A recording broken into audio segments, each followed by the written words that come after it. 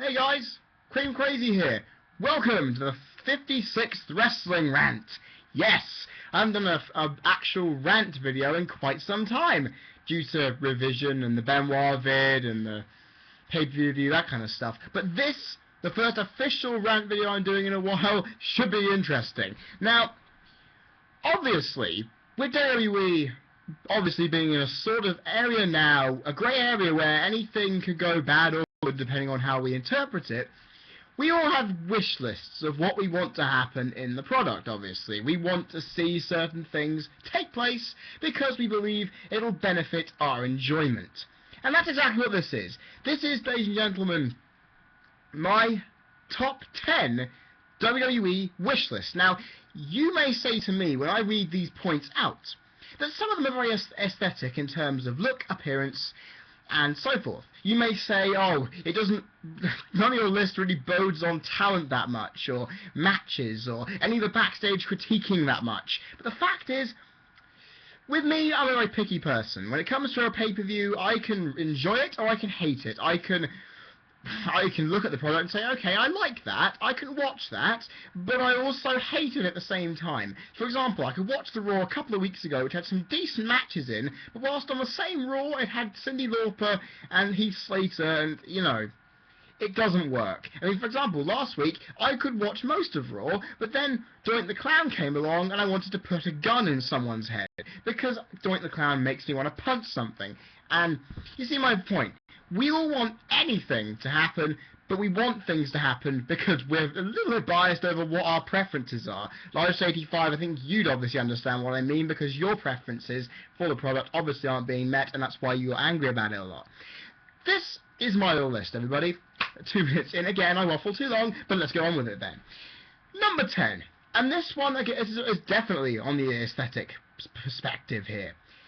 Remove the Curvetron, because honestly, I look at the stages, the arena stages of the pay-per-views, of Raw and SmackDown, Superstars, NXT. I look at the lot and I always say to myself, every single time the wrestlers come out, how fugly the Curvetron is. Because I always remember that when you come out of a stage, you come out in the centre. You're the centre of attention. Okay? And obviously, WWE used to have, for Raw especially, they had a screen in the middle, and then 2 little banners along the side for the big logo of Raw, didn't they? They used to have that. Then they stuck the fucking Curvetron in there. But okay, the Curvetron is great, along with the one at the top there, right at the top of the bloody Tron, which is there for displaying names, event info. I mean, I like it that it says however many weeks away to the pay-per-view, because then you at least know. You don't often forget when you haven't been keeping up. And basically, that's a good thing. But I just find that when you're entering, the fact is, the Curvetron is actually separate from the Tron itself. It's not actually a piece of it. So whenever I actually, this is better made and putting a point across. Whenever you look at Mark Henry's entrance, you're entering in with a camera facing the back of his shirt. It then goes to the side, and you can see the Curvetron's top, not connected to connected to the bottom of the Titantron. And to me, that just does my head in. How it just looks so shoddily done. And because it curves, and you're not actually in the bang in the center. Okay, sure, you're in the center of the Tron set, but because that Curvetron takes up so much space, there's actually, it makes the stage look bigger. It makes it look too stupid, to my honest opinion. It makes it look too garish. That you think, oh, I'd much rather have a big piece of screen which will be connected to the bottom of the Tron, making it one full piece set, rather than just having a little small curved piece of LED plexiglass screen to basically, it puts me off things. I think it would put a lot of people off things. It's just an annoying thing that every time I look at a stage from a match, it's always in the corner of your eye, and to me, it just does my head in every time I see it. So, if you get rid of the Curvetron, one thing I would lead me to WWE bliss. And it's a small point, I know, for some, but the Curvetron, once you really start looking at it, you think, it's like the huge block above the ring at WrestleMania the last couple of years. It's the exact same thing I hold in principle. It's garish, it doesn't do anything, really, and it doesn't need to be there. Simple. Number 9. And this one I think I have mentioned a multitude of times before, because it's an obviously huge point. Understand your whole audience and appeal to everyone to be able to reap the benefits of your product. Because remember what John Cena said, I think about a week ago or 2 weeks ago. It was 2 weeks ago on Raw. He said, remember Jericho saying, "What are you, 9?" because of the fudging remark. And he said, John Cena saying, "Most of our audience are around that age." And I remember some person put up a corporate piece from the WWE website detailing that most of their audiences are between 21 and 48. And to be honest, a lot of their ratings come from there too.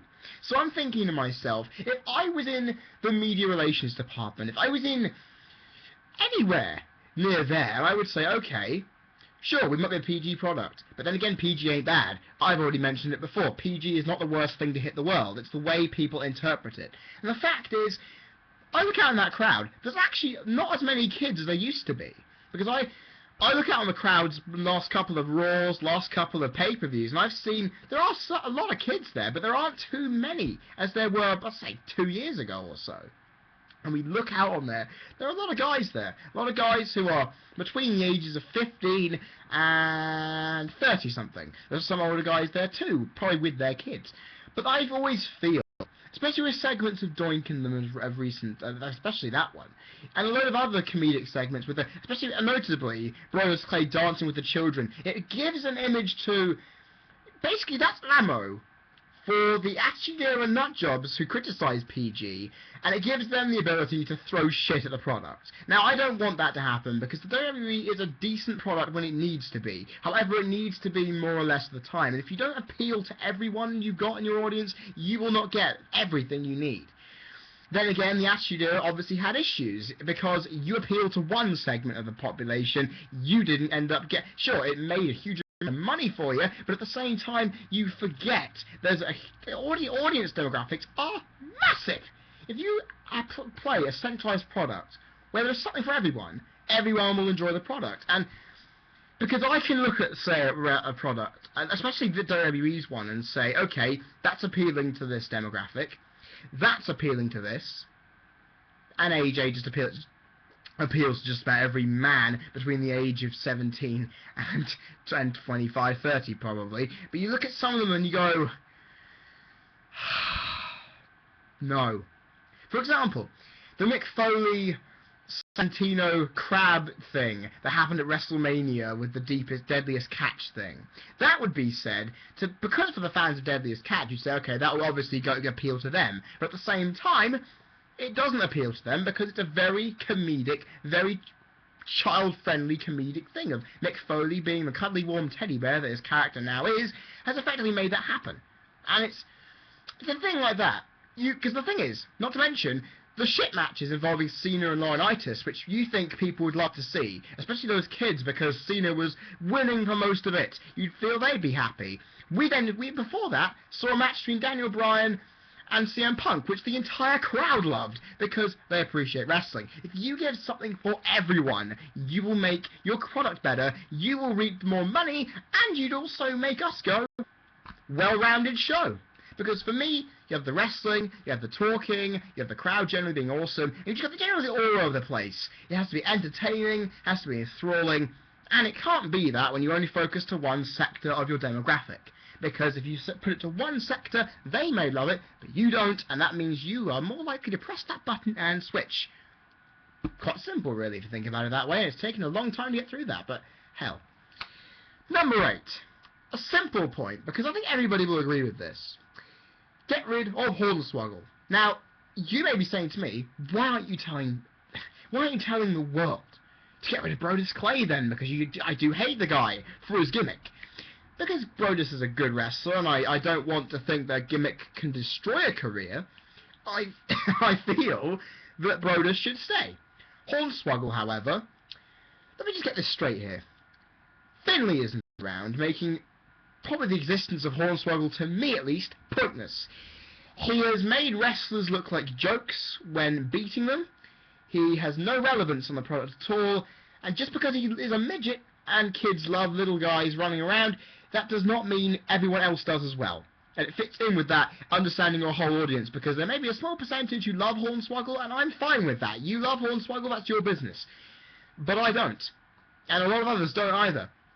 And actually, to be honest, Santino falls in the same category. A lot of people don't like Santino. I actually like Santino as a wrestler, because he's actually a decent wrestler when he puts his head on and does a good match. But he's also a great comedic character who I can actually laugh at. But you see my point. Hornswoggle is nothing to me.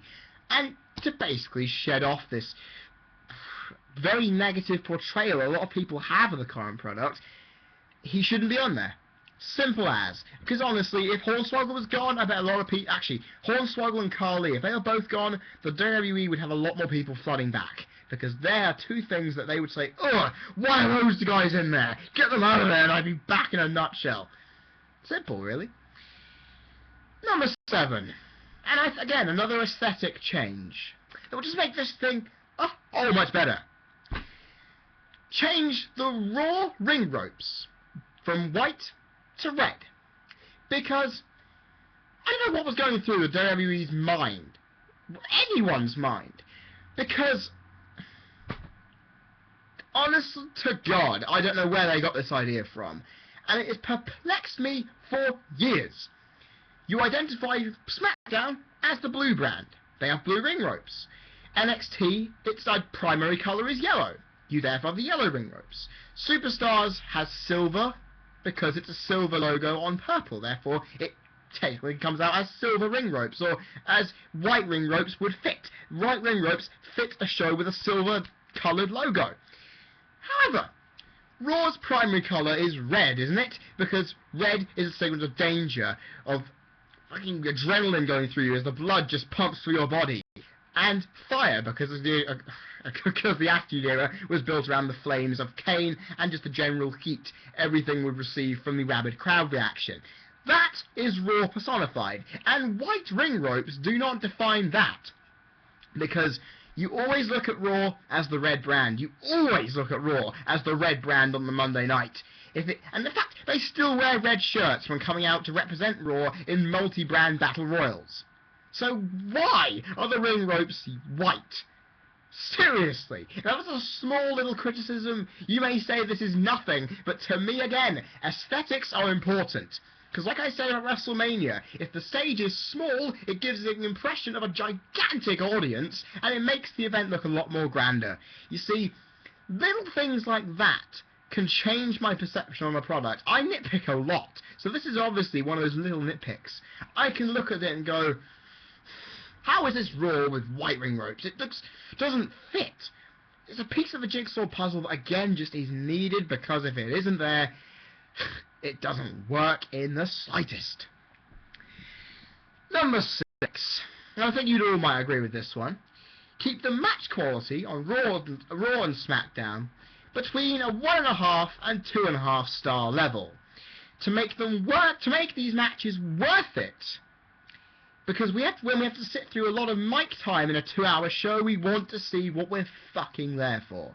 Now, the Progress show I went to about a couple of weeks ago now had 7 matches in about a 3-hour spell, which for a pay-per-view style show, because it was a one event only, there was barely any mic time segments at all. I mean, there's a 1 mic segment at the beginning of the event when it wasn't Greg Burridge, no, it was Styx came out and ripped on Lion Kid and us for a while, and then we also had a bit, I think, with Greg Burridge doing his thing around the ring, which wasn't a mic segment, but I think he took the microphone either afterwards or what. And also we had Marty Scurll talking at the end of the show, much like he did at Progress Chapter 1. That's fine, because if mic work is used to forward a storyline, that's fine.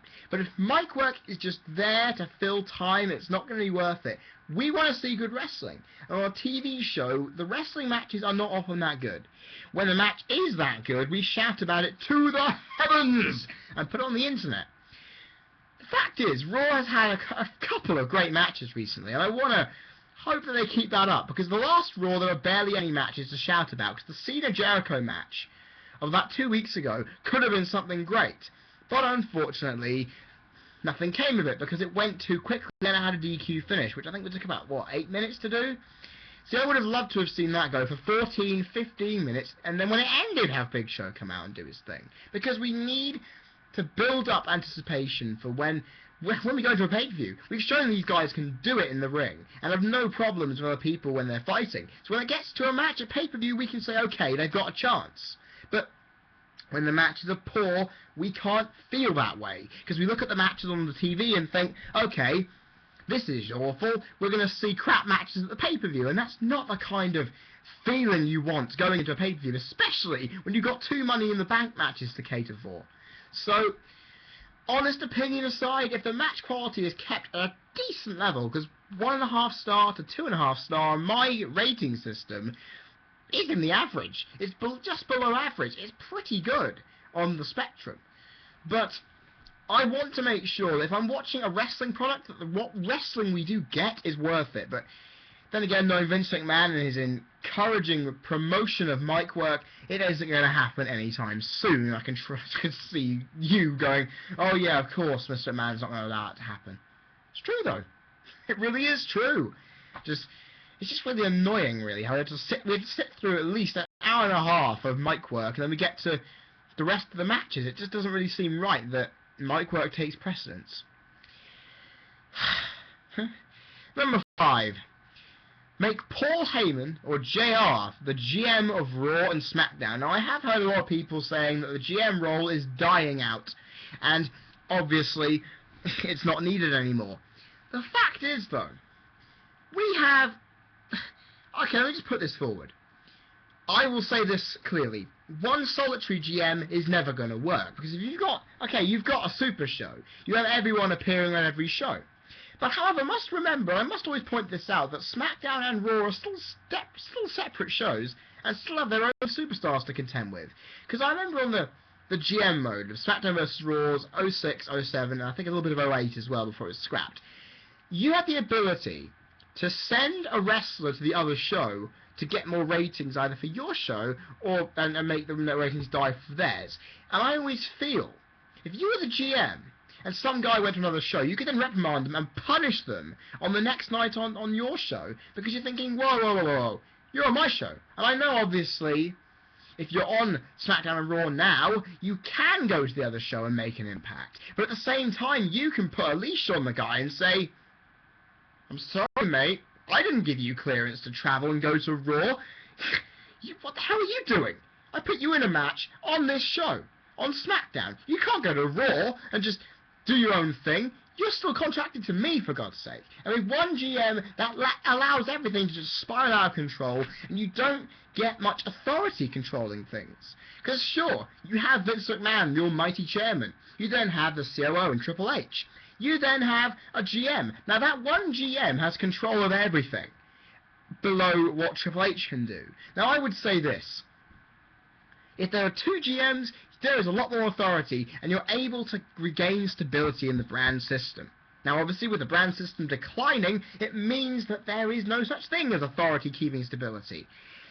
But I always loved it when you had a heel GM on one brand and a face GM who could actually do something different and go on a reaction. For example, in fact, I'll take you back to Paul Heyman's last stint when he was GM of SmackDown from November of 2003 to March of 2004. Now, sure, we both had 2 heel GMs. But to be perfectly honest with you, when you have 2 heel GMs, it worked, didn't it? But the only other time it worked with a face and a heel GM was, of course, when Stephanie was in charge, about a year or so before. And you think that when Teddy Long was in charge of SmackDown, he didn't garner too much of a reaction, didn't do too much difference. And everyone I've heard about, everyone goes from Mick Foley, Stone Cold Steve Austin, the like. There's one person who is bound to be called up for being the GM, and that is JR, Jim Ross, good old JR, who would put the enthusiasm in there. He would put his personality out there and make himself known. He would probably be a tweener because he could act like a heel being pissed off, and he could be a face in general because he's JR.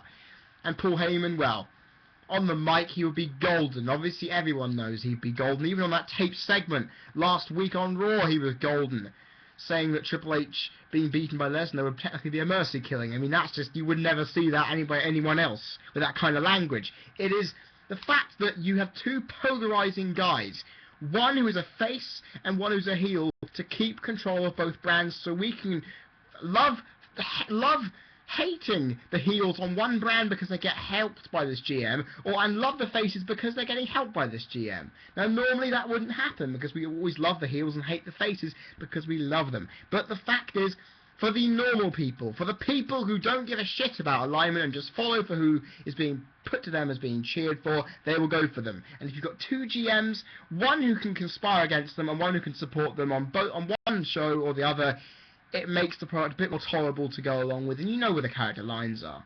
Because, to be honest, if you don't know where your character alignment is to begin with, then you have no idea where to adapt your own interpretation. Quite simply, we know Cena is the face, and therefore, I will say, okay, Cena's the face. Am I supposed to like this guy?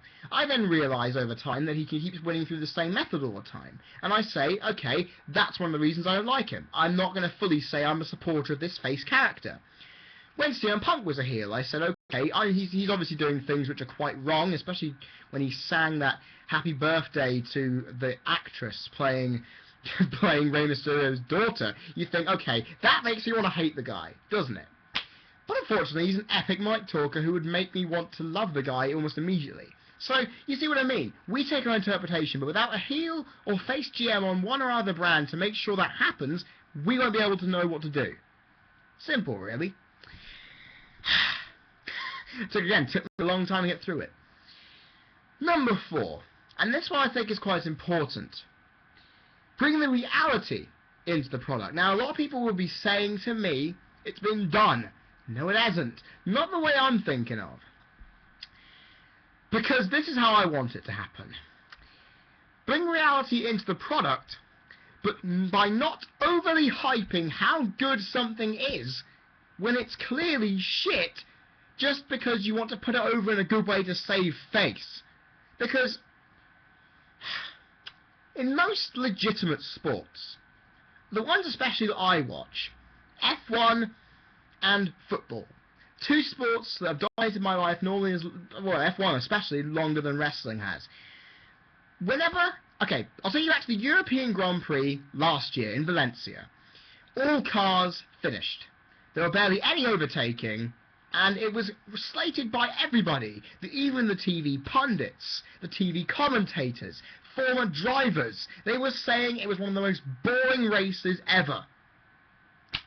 And to be honest with you, when a football match comes on Sky and it's a 0-0 draw, I will hear those analysts up there, whether it be some Ed Chamberlain from Sky Sports with Gary Neville, and they will say, that really wasn't that much of a good game, was it? It was a very simple, very boring game. They will say if something is bad, won't they? They will say that something is bad and write it off because it was. You don't see that in professional wrestling. You do not, well, you do, but you don't see it in the product itself. I saw a crap WrestleMania for what it is. You can see a crap WrestleMania for what it is. You can look back at WrestleMania 27, a very average, mediocre hey, fuck it, go back even a little bit further. Go to WrestleMania 25. You will hear the WWE saying, oh, the grandest event ever. It's WrestleMania 25, the biggest, one of the biggest WrestleManias of all time. But then we obviously say, hold on a minute. Apart from one match and probably half of another, that event was shit. But you won't hear WWE say that, will you? They will hype every single event, obviously because they have a PR department to sort this out on the website. They will say, even if the WrestleMania is awful, or the pay-per-view is awful, saying, what a fantastic night that was, what amazing matches. That, to me, just does not sound right. And every time, even after Over the Limit, I was hearing them saying how great Over the Limit was, and how great it was, how great the match between Cena and Laurinaitis was from the commentators, and I was thinking, you've got to be kidding me! There is no way I would say that was the most enjoyable night I could possibly be watching a wrestling show. Because realism to me, whether it being in a preamble like you do, we see at sport things. You see the preamble talking, then you go to the commentators for the event. Whether you have win-loss records placed up on the website and saying this guy's got a lot of momentum going into a match, and you analyse things like that. That is what people want for realism. So do I. But when you honestly are watching a match and you will say that's awful, when you hear the commentators tell you back that it's great, it's like you're watching a completely different match. I obviously know Vince McMahon has to save face by telling everybody, because they want to, that was a fantastic match. Because I remember looking back, I look back on some DVDs I remember watching when I first got into the product. I remember saying when these came out, this is fantastic. I then watch them back and I say, what was I thinking? What was I really thinking? In stating, it's like when I said WrestleMania 10. I watched that back. I watched it first time round and I said, this is a pretty good WrestleMania. I look back on it now and I say it's one of the shittest of all time. We are not saps. If we see something that's crap, we will say so.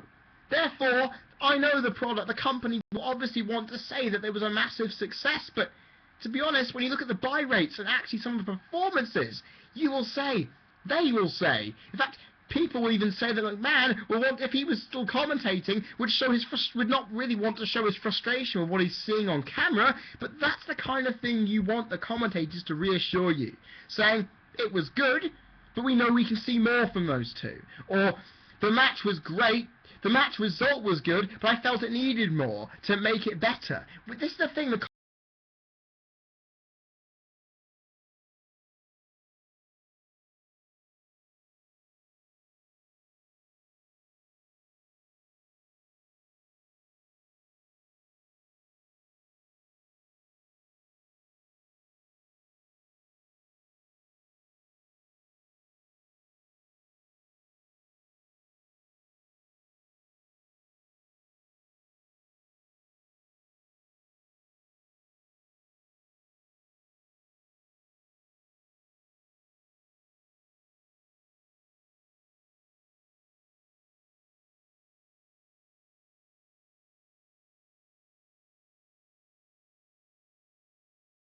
then what the fuck are you doing there? Does my head in. Number 3. Number 3. Don't dub the crowd on SmackDown or any piece that doesn't get a desired reaction, because it's us, the crowd, who will dictate whether something is a success or it flops. Think about it.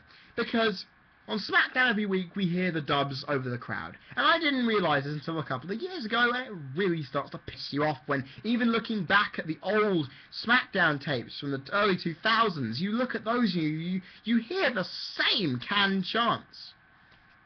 That's right, you hear the exact same. Does my head in now. But that's all well and good knowing it's a taped show, you kind of accept it. What I don't accept, however, is what they did with Triple H's No Way Out speech about Brock Lesnar, because that didn't get a really big reaction. It got some people going, yay! It didn't make you go, yes! Like that. The fact is, with post-production editing technology now, you can make it look like it was just that, and cut swiftly to crowds going, yes! After a match victory, to make it look like they were the ones cheering at Triple H's announcement. But the fact is, that crowd was so loud in the clip we keep being shown over the last 2 weeks. And I always kept looking at it thinking, that's not what I saw. I'm not that stupid. I remember that crowd was excited, but not having their head blown off about it. When it gets closer to the event, when Lesnar comes out and beats the crap out of Triple H, or Triple H beats the crap out of Lesnar in the ring leading up to the event, then you'll see the crowd erupt. Fact is, when the crowd doesn't do what you want, you can't change it. Because we are the people who decide how good an event is, how good a match is. Because the way people were cheering for Bryan Punk and Over the Limit made you realise, wow, there's still people love this stuff. They love the wrestling. They don't care about the storyline bullshit that comes on before this match. They care about the wrestling in this match. Because we're giving our vocal opinion here. You then hear the WWE tape over or dub over a crowd and you wonder, they're not taking us seriously.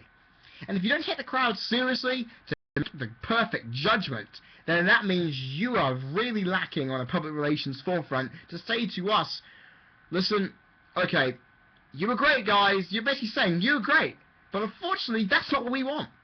You can't tell the paying customer what they have to feel about a product, do they?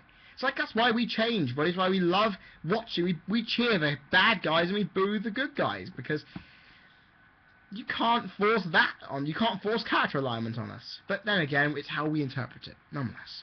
So yeah, dubbing in the crowd is wrong. Simple as. And this one, I thought I was never going to say. I thought I was never, ever, ever going to say this. And this is a very good point, because I don't think WWE realise how important this is. Number 2. Cut down the amount of WWE programs each week to prevent oversaturation. Now, you may be telling me that's bad, because WWE loves to say, we put on a lot of programs in the week, which means most days of the week, if you love the WWE, you can watch it, and you can spend some of your free time watching something you enjoy. That's perfectly reasonable. The only issue I do have with it, though, people, is that I, along with many, don't really want to watch wrestling most days of the week, unless we have to. For example, me watching an old DVD for a pay-per-view review. I don't mind doing that. Or going to an indie event, or... In fact, I will only really watch wrestling 2 days of the week, mostly 1 day of the week, because SmackDown doesn't often go past my mind. I watch it on Tuesday mornings, or the Monday night in America, watching Raw, and I will watch on Friday evenings for SmackDown. That is it. And you see, when I look back on when I was younger, when we had, in the UK, we had Raw, SmackDown, the simple shows, we had Heat and Velocity.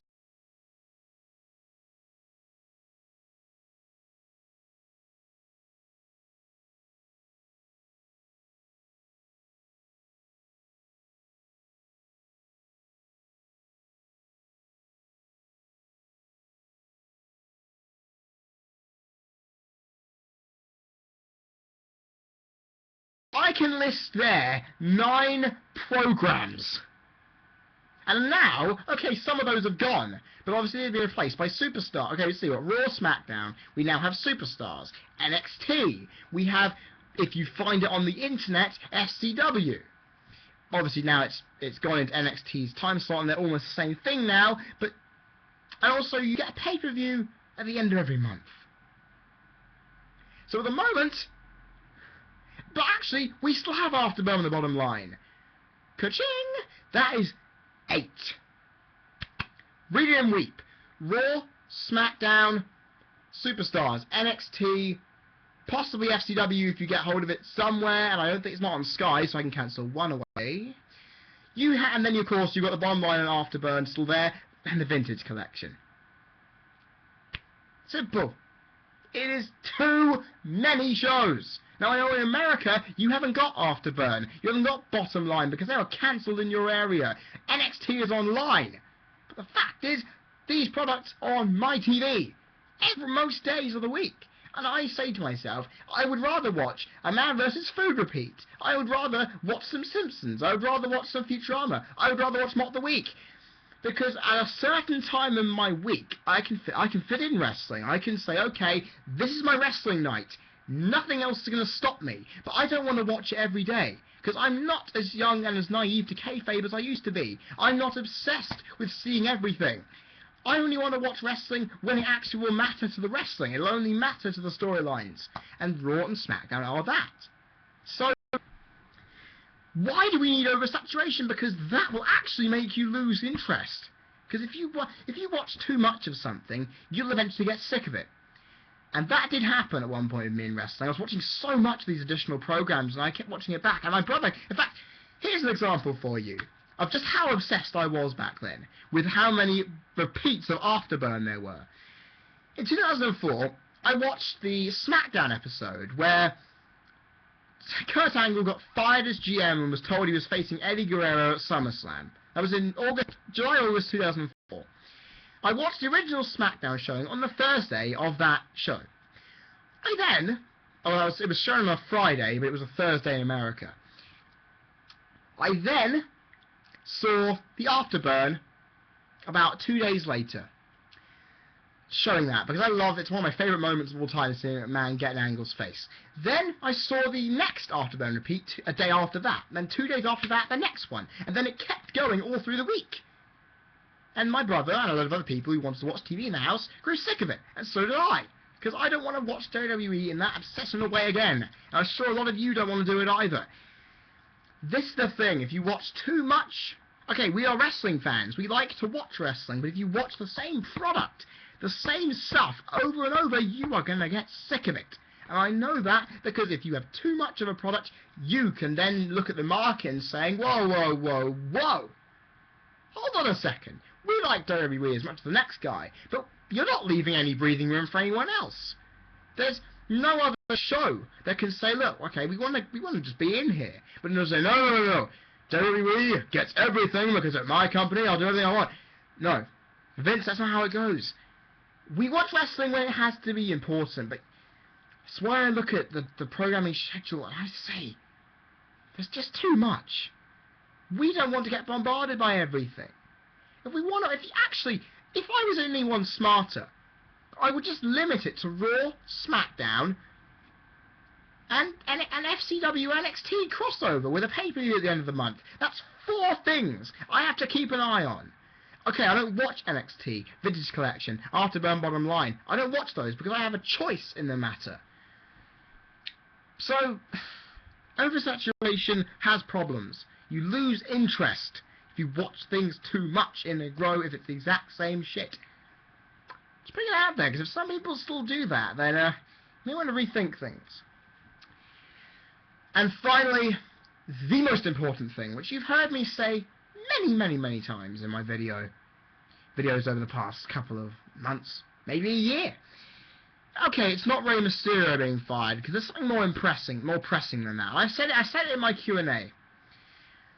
My number one thing, my number one wish, is to remove Vince McMahon from the creative process. Now, I've mentioned it way too many times in the last couple of months for you guys to even care anymore about this point, because you know my view.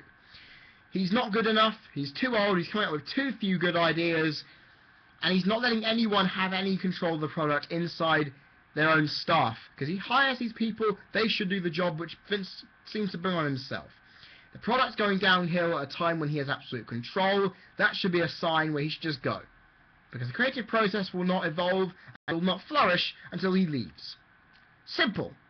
And again, it's not a slur towards McMahon. I respect him, but I also loathe him in equal doses. So, you've already heard my point. If you've watched my past videos, I don't need to go into detail about it. And that is it. That is the end of my top 10 WWE wish list. And I hope you guys have enjoyed that. If you want to do your own, you know what you can do. Make a video, post it down there in the response. I may even take a look. That's right, I may even take a look. And also remember, guys, if you haven't already, you can keep asking me Q&A questions for the August Q&A. Remember, no Q&A this month. I'm in Australia for from the 23rd. Again, missing the 1000th episode of Raw because I'm on a plane flight. Fate kicks me in the nuts. But then again, I'm planning it around both pay-per-views at the end of this month and the middle of next month. How good's that? So guys, remember, like my Wrestling Rant page down there for the immediate access to my vids on the social networking site. You can add me on Skype as well for talks, because I love talking to you guys on pay-per-view nights. Basically, Orman, you know who you are. You and I have great discussions on the night. Also, Ray Lott had some good discussions with me as well as Rico 3. We had some good discussions around these pay-per-views. The discussion is there with me. When I discuss things on a pay-per-view night, it makes for a good evening. So, remember, do that when you can. Add me on Skype at CreamCrazyWR, because I will be there. I'm on Skype a lot now because I found my old MSN friends who decided to add me on Skype and be part of huge convos now. All works. Also, before I go, might as well say it. If you haven't done so already, you like this vid and you want to see more, click that subscribe button up there, people, because I appreciate every single bit of support. And every single time I get one subscriber, I end up losing one, but I'm still getting closer to the 200 mark. How I'm not over 200, I have absolutely no idea. Nonetheless, guys, nearly 40 minutes. Good God, I mean, if you've gone through the end of this, well done to you. I've been Cream Crazy. You've been people watching. And I will see you, wow, next week, in fact, for my Money in the Bank 2012 predictions vid on the Saturday. And if any big news breaks up which makes me want to do a video, you will see me in the week doing that. Okay? Good. Have a fantastic week. I hope, if anyone's hoping, we can pray that Andy Murray wins Wimbledon, because I can sense the nation, including myself, even though I'm not a big fan of not just Murray but tennis itself, I want to say a bit of national